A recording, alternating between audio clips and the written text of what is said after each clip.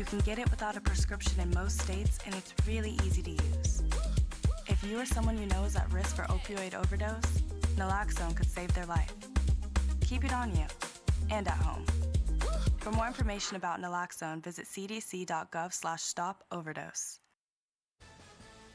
Good evening, everyone. I'm Kevin Hodge. Tonight on your WZMQ 19 News, a marathon showdown is underway in the Senate over President Trump's massive bill, one that could reshape taxes, defense, and social programs for millions of Americans. But some Republicans are refusing to support the legislation. We'll have the latest live from Washington, D.C. And a $50 million grant tied to a controversial mining project is sparking outrage. Some advocates say it's dangerous and misleading. Your 19 News at 6 starts now.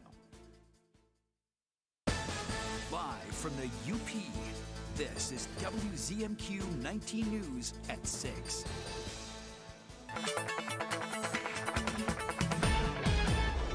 Good evening, Kelly Rowland. I've been going back and forth with myself, wondering if we're going to have rain. Maybe you can help me out.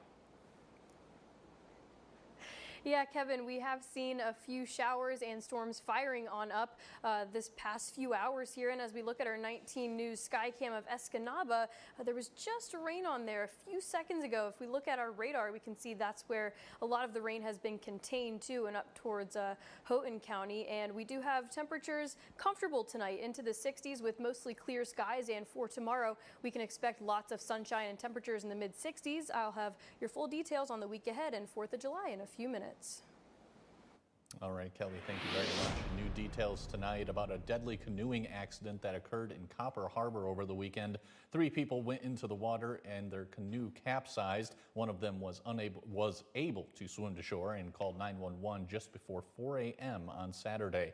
The Keweenaw County Sheriff's Office, Keweenaw Search and Rescue, the DNR, Copper Harbor Fire, the State Police Dive Team, and the U.S. Coast Guard began searching for the other 2 people. One body was recovered Saturday evening, and efforts continued through Sunday when the second body was found. The Keweenaw County Sheriff's Office wants to thank the community for its support throughout the challenging recovery effort. The fate of President Donald Trump's sweeping domestic policy package, dubbed his One Big Beautiful Bill, now rests with the U.S. Senate. This morning, lawmakers kicked off a high-stakes vote-a-rama, a marathon session expected to last well into early Tuesday. Our Washington, D.C. correspondent Brendan Scanlon is tracking the latest developments on Capitol Hill and is live with details on the bill and what's coming next. Brendan, good evening.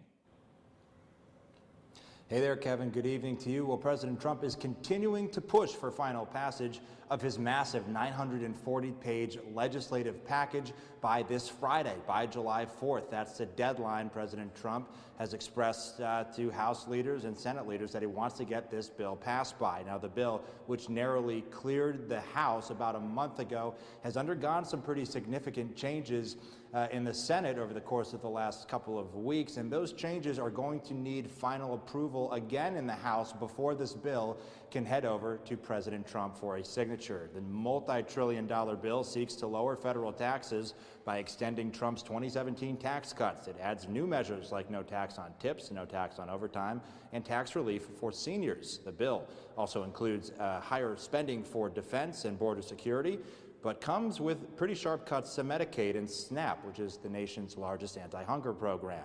More than 70 million Americans depend on Medicaid, and over 42 million rely on SNAP for food assistance.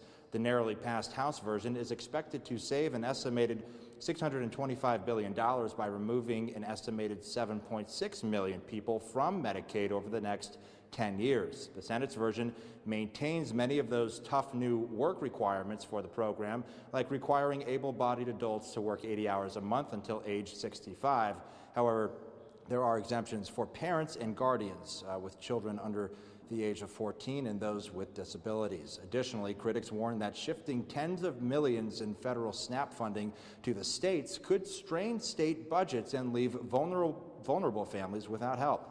Not every Republican is on board. If more than 3 vote no on final passage, it could tank the measure. Democrats remain pretty united in opposition, calling the plan a big, ugly betrayal that gives tax breaks to the rich while slashing services for low-income Americans. However, Pennsylvania Senator John Fetterman, a Democrat, said earlier, although he opposes the bill, he doesn't believe a vote-a-rama is the best way to get the message across. I don't think it's really helpful. I don't understand. I don't think people are going to really be paying attention if you're doing 20, 30 or more kinds of amendment. I don't really think there's a lot of dignity in it. This bill, as we have said for months, steals people's health care, jacks up their electricity bill, takes away their jobs, all to pay for tax breaks for billionaires. And so, yes, there are some improvements and reforms to Medicaid to make it more efficient, to make sure that the people who are supposed to benefit from Medicaid do. And Kevin, this vote-a-rama in the Senate could last well into the morning hours on Tuesday. If they do pass it out of the Senate, of course, it will have to go to the House. We're hearing potentially maybe Wednesday we might see a vote in the House on this big, beautiful bill that's being called here on Capitol Hill. Once it passes the House, if it passes the House, it can then go to President Trump for a signature. But we're going to be watching closely, especially in the 2026 midterms, a lot of those more controversial provisions in the bill, like those cuts for Medicaid and SNAP. We're going to see how they could impact Republicans, especially in tough matchups next year. Reporting live on Capitol Hill for WZMQ 19 News, I'm Brendan Scanlon. Kevin, back to you. Brendan, thank you very much. Before the Senate began their vote-a-rama, the weekend was filled with drama and GOP infighting on the mega bill. A couple of Republican senators voted against advancing it, which got a lot of pushback from their party, including from President Trump. Our other Washington, D.C. correspondent, Rachel Knapp, joins us live now. Rachel, what's the overall mood you're getting among Senate Republicans? Good evening, Kevin. So the majority of them just want to get this past the finish line and make it before that July 4th deadline. But there has been some drama along the way and even getting the president involved in it. Now, the president shared on social media warnings to members who would stray from supporting the bill, saying, remember, you still have to get reelected. Don't go too crazy. Now, two-term Senator Tom Tillis from North Carolina at one point said on the floor the changes to Medicaid in the bill would hurt his constituents, adding the changes don't reflect the president's promises. Now, the president got involved, stating numerous people have come forward wanting to run in the primary against the senator, adding that he will be meeting with them relatively soon. Tillis then suddenly announced he would not seek re-election. And we asked political scientists, how much weight does the president's threats have on members and their re-election bids if they don't fall in line? The threat of Donald Trump to back a primary challenger to somebody he doesn't like in his own party is a very real threat. He has done this. Look at the 10 people who voted for his impeachment who were Republicans. 8 of them lost, most of them because they were primaried by somebody he backed. Others just could read the writing on the wall. So sometimes you don't even have to run somebody for them to know that if Donald Trump is coming for you, you're probably not going to keep your job. Now, Kevin, we're told that the Democrats are going to try to potentially try to get his seat, but that might be a lot harder because with this upcoming election, there's a lot of what we're told is that there's a lot of members that are trying to run again. So again, Republicans have a little bit of a majority here, according to some political scientists that we spoke to. Back to you. Rachel, thank you very much, as always.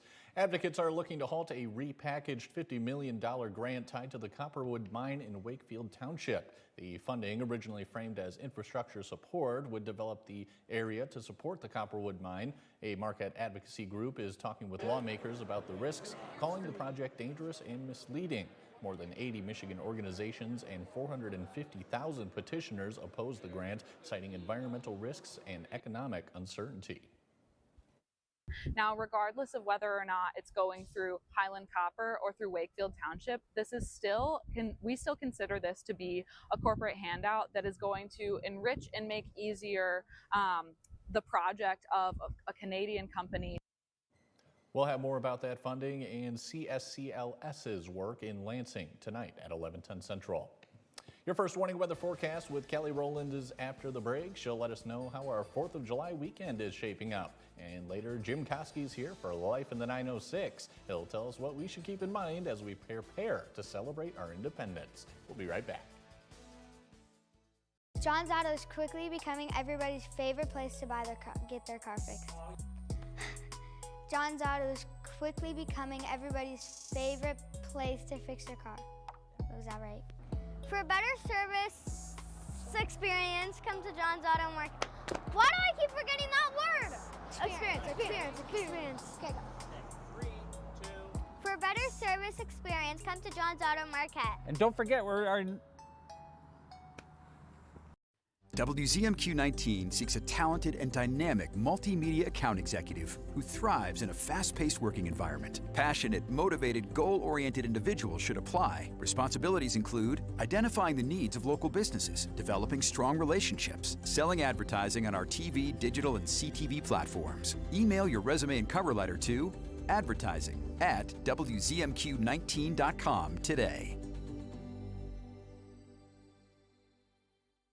Get an 11% rebate on all outdoor storage at Menards. Suncast Sheds have the storage space you need for any backyard. Whether you're protecting toys and furniture or storing yard tools, Suncast's selection of durable, low-maintenance outdoor sheds come in a variety of styles and sizes to fit any yard.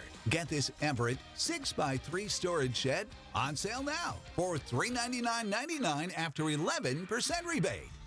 Save big money at Menards. Tonight's weather is brought to you by Shunk Furniture. The Shunk's Big Summer Recliner Sale.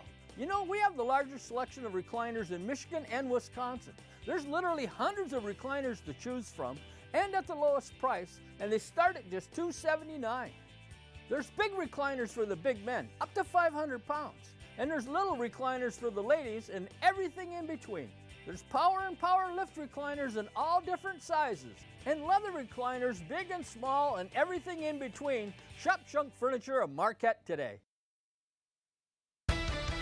Now, WZMQ TV 19 First Warning Weather with meteorologist Kelly Rowland. Welcome back. We are seeing a few scattered showers and storms across the area, but the sunshine is hanging on our 19 News downtown Marquette Skycam. 73 degrees, and the feels like temperature matches that with some pretty calm winds, maybe a little bit muggy out there at 63 degrees for that dew point. And but overall, we're still seeing some sunshine for Marquette, but we're kind of sandwiched in between a little bit of those showers and storms out to Ironwood and out to Newberry and Manistee. We are seeing some heavier pockets of rain in there too, but that's what we can expect with these storms for the rest of the evening. You might see it, you might not, and when you don't, you'll likely see some sunshine to round off your day and to round off June as well.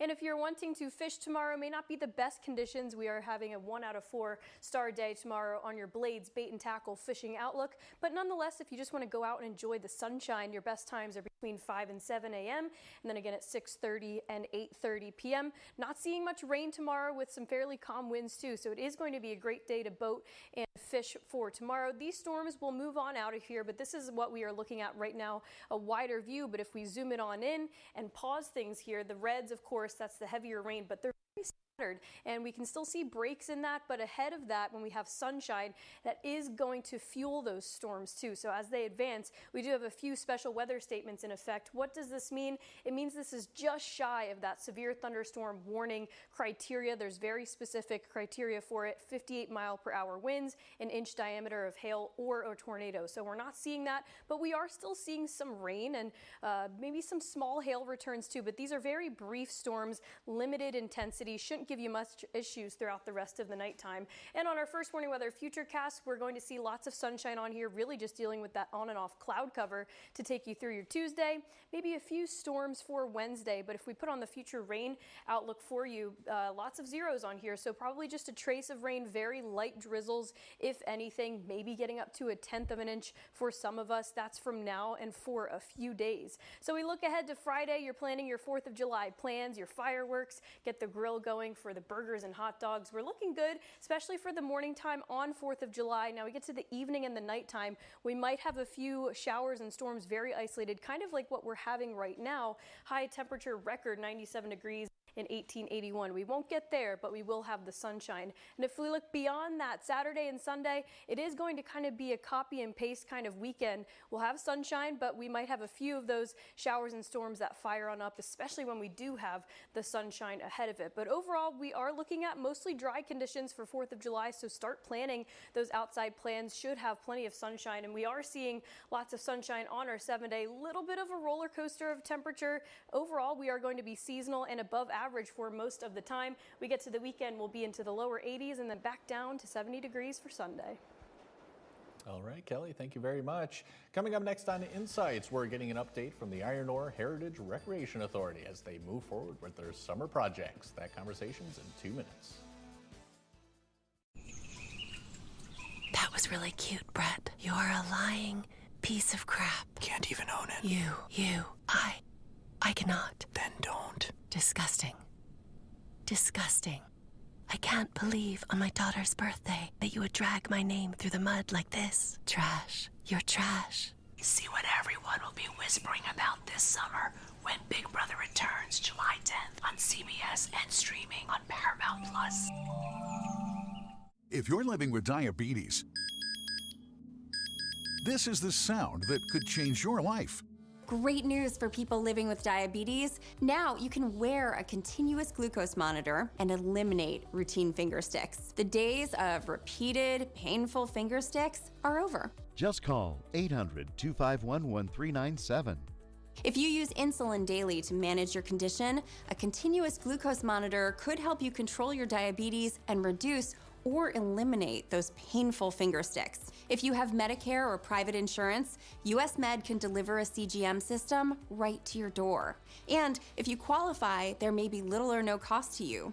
Shipping is free and will even bill your insurer directly.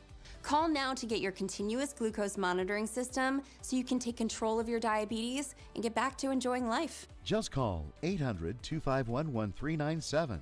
That's 800-251-1397. Do you wonder if playing the same Michigan lottery numbers over and over again improves your odds to win? That's actually a myth. You see, every set of numbers always has the same chance of winning because every drawing is random. Previous results have no effect on future drawings. So know the facts. If it stops being a game, call the helpline or visit our website. Knowing your limits is always the best bet.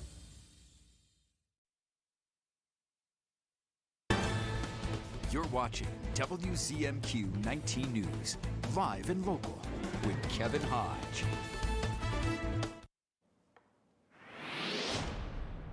Welcome back, everyone. It's time for our monthly chat with the Iron Ore Heritage Trail Authority here on Insights. And joining us, as always, is Trail Administrator Bob Hendrickson. Bob, always glad to have you in here. Thanks for having me in, Kevin. Well, let's start. What do you have for us today? Well, so the Lincoln extension, we got a little bit of glitch in the matrix.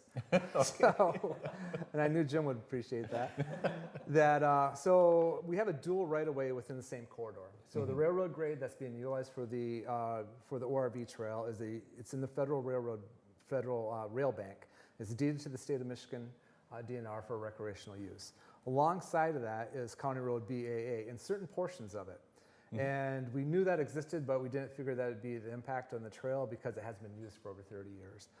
As this kind of unfolded this spring, we found that it was going to have some impact on it, so we've been meeting with the Marquette County Road Commission, the Michigan DNR, and keeping Chocolate Township up to date on things. So what we're doing right now is we're working with our state grant coordinator for our trust fund grant, because we have $300,000 sitting on that.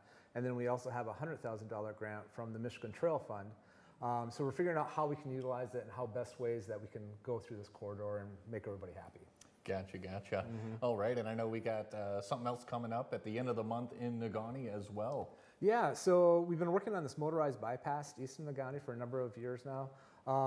So where the boardwalk has been put in last year down by the Negaunee mine, we created a bypass for the snowmobile trail. Eventually, this is going to be an official ORV route, but at the same time, we have a lot of infiltration of ORVs already coming through there. And one of the things that they've been doing is crossing the railroad tracks for Canadian National illegally, which has been giving us a little bit of a headache, and again, the railroad a headache. So what we want to do, we've opened up the gates a little bit wider, so ORV vehicles 65 inches and narrower can fit through the gates. So that's most side-by-sides, smaller side-by-sides and four-wheelers. And then they can use the motorized corridor to get from Moss Street 492 over to the ice arena in downtown Negaunee. So that adds a little bit of a better corridor to it. It also separates the non-motorized users from the motorized users because it's a very congested area. And I think we're going to fix a lot of the conflict that way, we hope. Yeah, we hope. Right. All right, Bob. Anything else going on? We've had a lot of improvements this spring. We're in summer maintenance mode, doing a lot of mowing. We're including a lot of gravel and grading in Ely and Humboldt townships, and we'll be doing an additional 1.3 miles of additional gravel with the Michigan DNR ORV grants. So we're looking forward to getting that done and chipping away we can. All right, good deal. Bob, as always, thank you so much for the update, my friend. All right, thank you, Kevin. Absolutely. This weekend is another Jeff and John's record show at the Ordock Brewing Company. We'll have the details on that on tomorrow's Insights.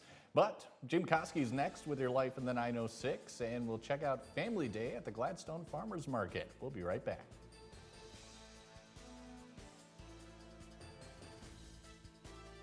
We have details on the ambush of firefighters in Idaho, including how police were able to track down the sniper.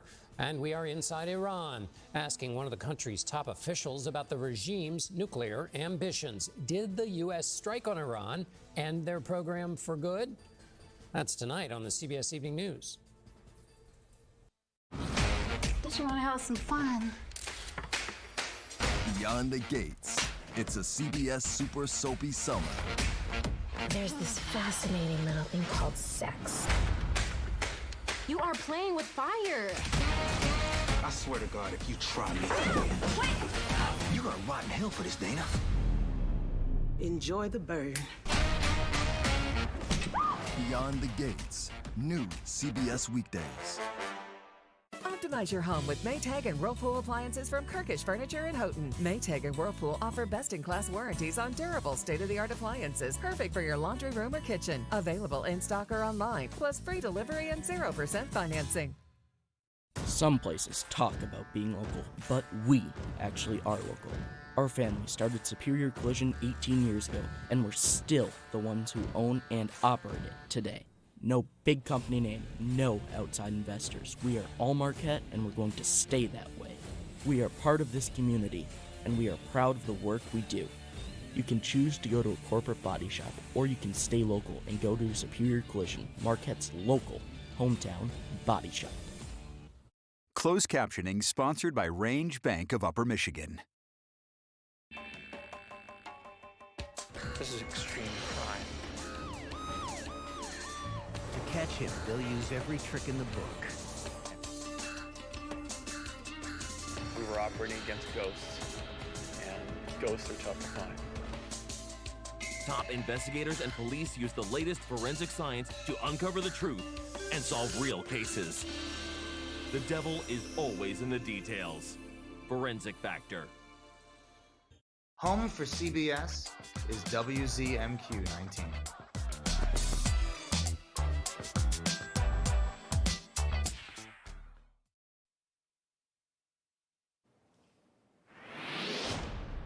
Welcome back, everyone, and good evening to you, Jim Koski. Tell me, are you ready to celebrate the 4th? Well, you better believe I am, because we're heading into that weekend, the time of parades, fireworks, and that one person who may just be an extra beer and bottle rocket away from picking up the unfortunate nickname of Stumpy.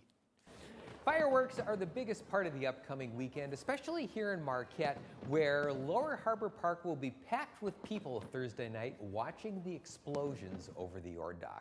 And that brings us to a 4th of July fun fact. Did you know that Thursday night, fireworks night, Lower Harbor Park in Marquette will become the 2nd biggest city in the UP? It's true. Somewhere between 15 and 20,000 people will be in an area that's about the size of 6 football fields. That means Lower Harbor Park will have more people than places like Escanaba or the Soo. It'll have more people than Keweenaw, Luce, and Iron counties combined. In fact, if Lower Harbor Park on Thursday night were a county, it would be the 7th most populous county in the UP. That's a lot of people in one park. But if you do end up at Lower Harbor, please don't bring your own fireworks. The Marquette City Police have had a problem the past few years with people shooting off firecrackers and bottle rockets while waiting for the big show. Now, if you're at home, that's no big deal. Just watch your fingers and show your neighbors a little respect. But if you start shooting them off in the company of 20,000 people crammed into an area the size of 6 football fields, well, you can see where there might be a problem. So just keep that in mind Thursday night if you're coming down to Lower Harbor Park. By the way, I highly recommend you do, because you'll get to do 2 things. You'll get the chance to watch a really fun fireworks show, and you'll get the chance to be in for one night only, the second biggest city in the entire UP. Have a great 4th of July, everyone. I'm Jim Koski, and that's another slice of life in the 906. Jim, thank you very much. Wishing you a very happy 4th of July as well. I'm looking forward to it, sir. Don't forget to join Jim weekday afternoons on Q107 WMQT. A sure sign that our nation's birthday is approaching is the appearance of roadside fireworks stands. With all that explosive power comes a great responsibility to keep everyone around you safe. Michigan law allows fireworks to be set off only on private property between June 29th and the 4th of July from 11 a.m. till 11:45 p.m. Lighting fireworks off on public land, parking lots, schoolyards, or sidewalks is illegal and subject to a fine. Shoot them off on your own private property. So we've had them on sidewalks and the streets, and our biggest issues. One of our other biggest issues are individuals under the influence of alcohol lighting out fireworks. That is also illegal. Some are kind of the big things. We want everyone to have a safe time, a good time, but do it in a safe way. Chief Rabbit urges common sense and courtesy when discharging fireworks in populated areas, keeping in mind your neighbors, pets, and veterans who may be sensitive to the explosions. The city of Gladstone is starting new traditions at this summer's farmers market. Today, the market theme was Family Day, with activities and vendors specifically geared towards children. The Michigan DNR offered a hands-on fur and bone workshop, and kids got to paint rocks and design paper sun catchers with the Great Start Family Coalition. The DDA also organized a scavenger hunt, took family photos, and had chalk available for kids who wanted to add some more color to the marketplace. We would love to have this as an annual event at the market. It's an amazing way to showcase some of our vendors who target that demographic. We also have some other special events happening this summer, so it's worthwhile to come out each week and just see what we have to offer you.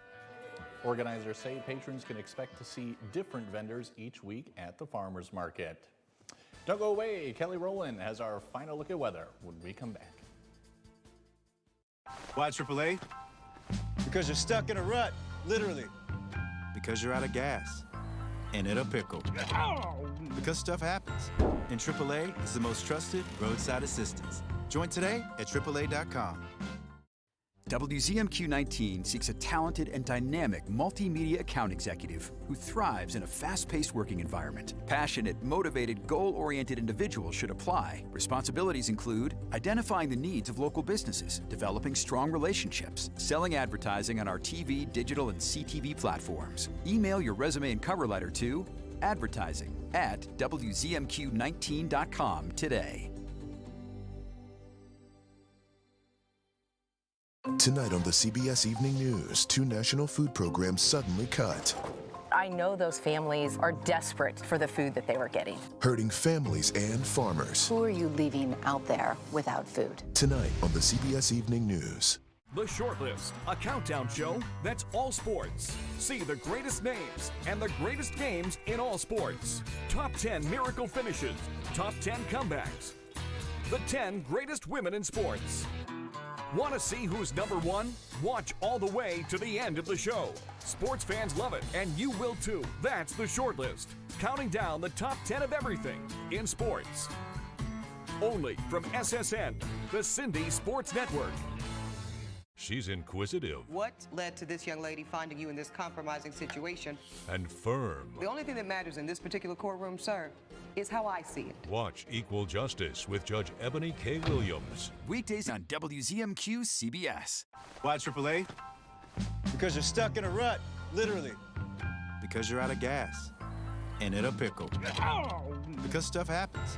And AAA is the most trusted roadside assistance. Join today at AAA.com.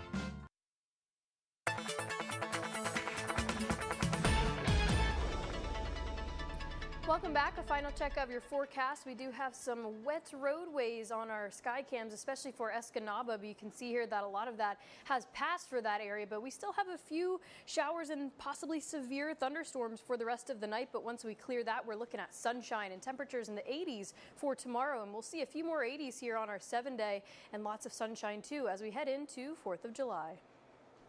Kelly, thanks again. And finally tonight, some artistic creations are making a big splash on the beaches of Delta County. Last Wednesday, this Bigfoot sand sculpture appeared on the Gladstone Beach, then another on Friday at Escanaba's Municipal Beach. It's the work of the Art Club Hub, a network of artists from across the region, done at the request of Visit Escanaba. It took a team of 3 artists about 3 8-hour days to build each sculpture. It's me, my carving tools, and 2 other people that are working on the exact same project. And it all has to come together in 360 degrees seamlessly so that it interprets well for everybody. There's a lot of decisions on the fly and you know, just kind of putting it together one step at a time. The artists used sand with high amounts of clay, so depending on weather conditions, the sculptures could last for up to a few months. That's all we have for right now, everyone. We'll see you back here again at 11:10 Central.